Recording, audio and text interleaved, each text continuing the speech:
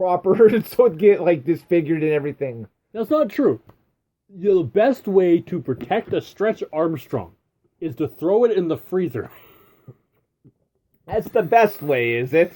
You can't. I can't imagine that would be very good for it. You can't disfigure a Stretch Armstrong when it's frozen. It's impossible. Sure you can. It's called using a hammer. Oh, right. That's the one thing I forgot to use. I old time classic toys, and I still have a backpack from Teenage Mutant Ninja Turtles. It's amazing what has come out of the 90s. Absolutely.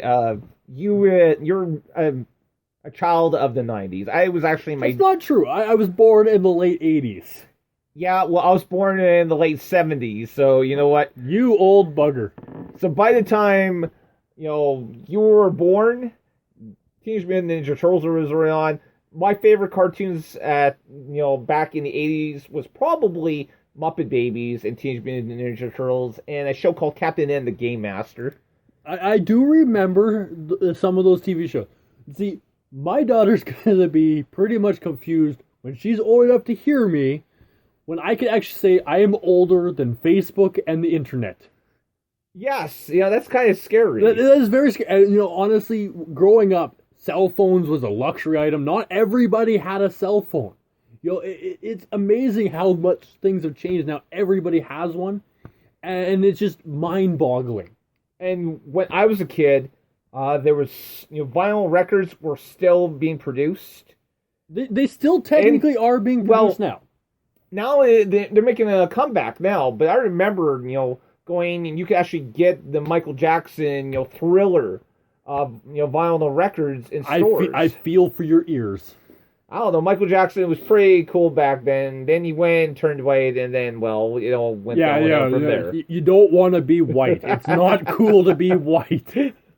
There's nothing less cool than a black person trying to be white. I will give him some credit. There was a disease, but he I don't know. I don't know him and Latoya. I'm telling you, I'm not sure exactly why they're the only ones that turn pale. We won't go there. No, it's Lord. I apologize. Bless the pygmies in Africa. Let's move on. You almost did a spit take there, didn't you? No. All right. We had a fail there. So anyways, the 90s definitely produced some phenomenal stuff. Yeah. Pokemon. Without the 90s, we wouldn't have anything we have today. Well, absolutely. The shows we've mentioned were probably some of the best cartoons shows within the last, 90 50 years. Well, I'll say 40 years. I can honestly say that the shows that I watched in the 80s don't hold up as well as the shows from the 90s do. I wouldn't know. I never watched any shows in the 80s. Well, that, you were like 2 years old when 1990 came around. Yeah, but no, I still remember the start of Pokemon, and, I honestly believe I still have somewheres my old Pokemon cards, and I've added to the collection since then. But the one thing, before we start, narrowing down this show towards the end, the other thing that hit craze in the 90s that I really kind of disappointed that it didn't take off any more than it did was Pogs.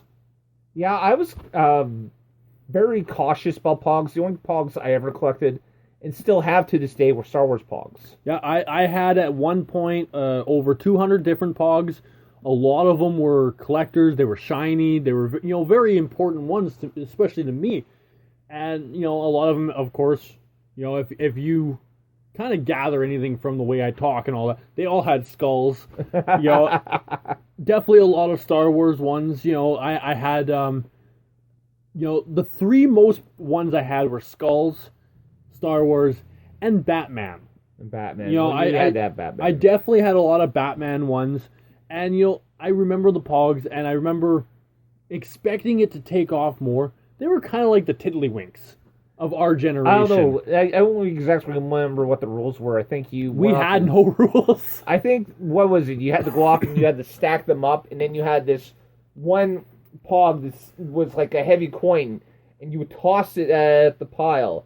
And whichever ones got knocked over, you got to keep or something. Wasn't that how it worked? I don't know. It depended. A lot of it was we actually scattered a bunch over, and we'd flick it, and basically until you keep doing that, and everyone it lands on, you put in your pile, and by the end of the game, whoever had the most pogs in their pile won the game.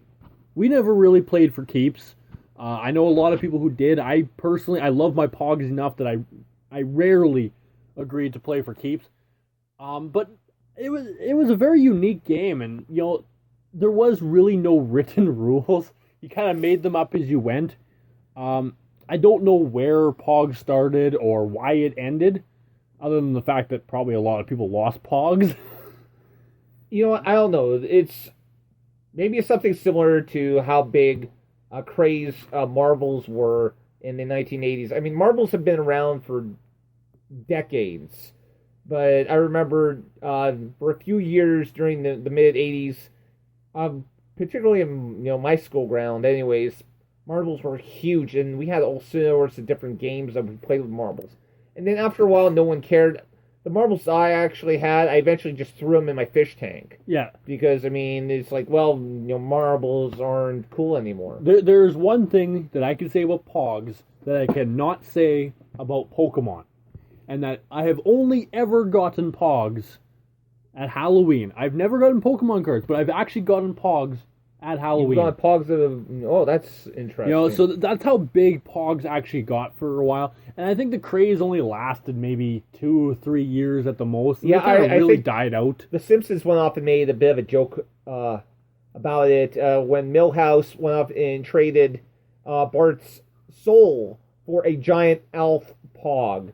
Which was just, I mean, just the fact that it was elf in a Pog was absolutely ridiculous. I actually had 4 elf Pogs.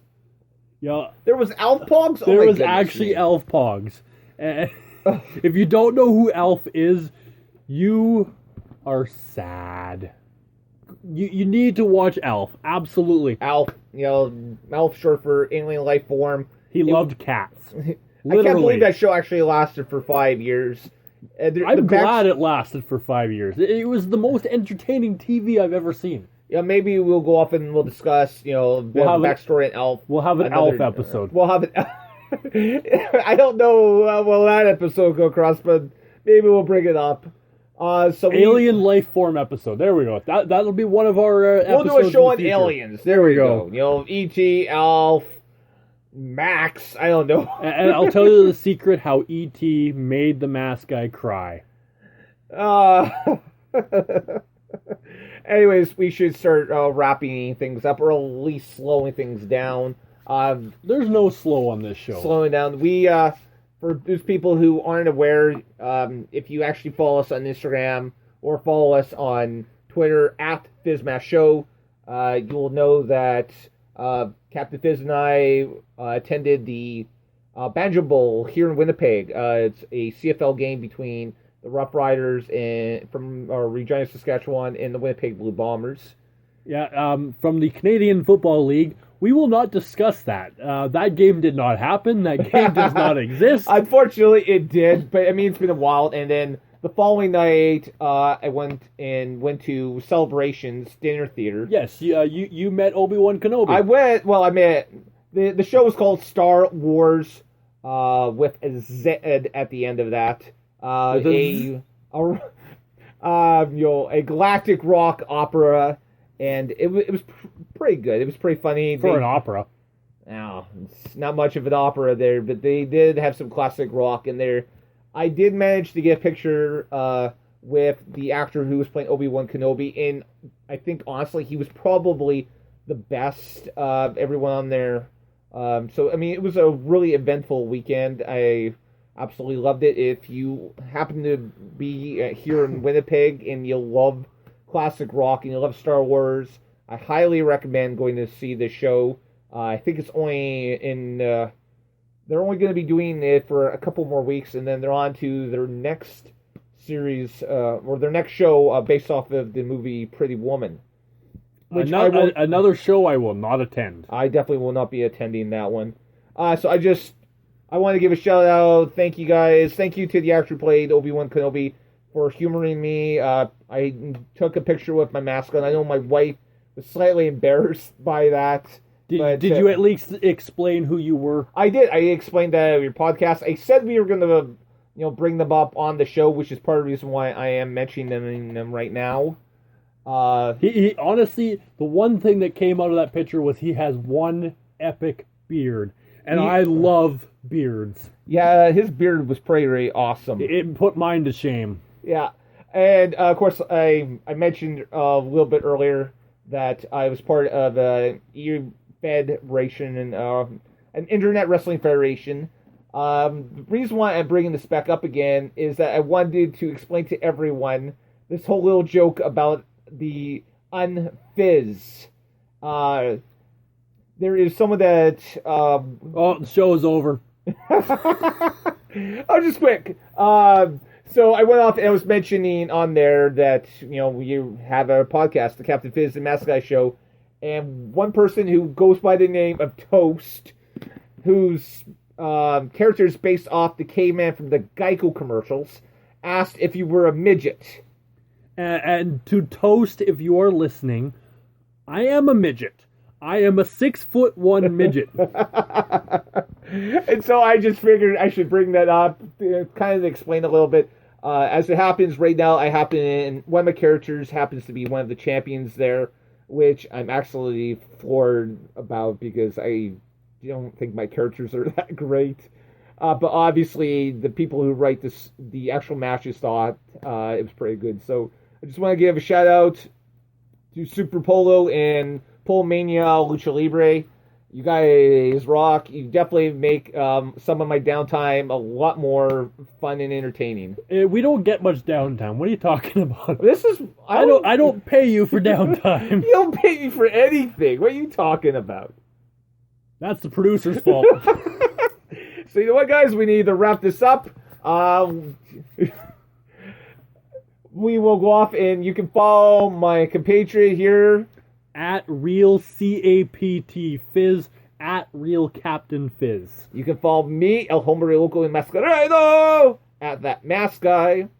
Again, you can follow the show at Fizz Mash Show. We're also on Instagram, Fizz and Mash Show. You can find us on Facebook, Tumblr, and on YouTube. Just search the Captain Fizz and Mask Guy Show, and you'll find us there. Again, you may be a little bit disappointed with Facebook. That's, I think, the only thing that I don't control. Yeah, I control that, and I hate Facebook.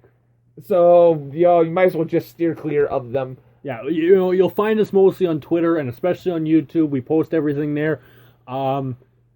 Every Wednesday, I will be advertising one of our previous shows, so I will reposting it on Twitter every Wednesday.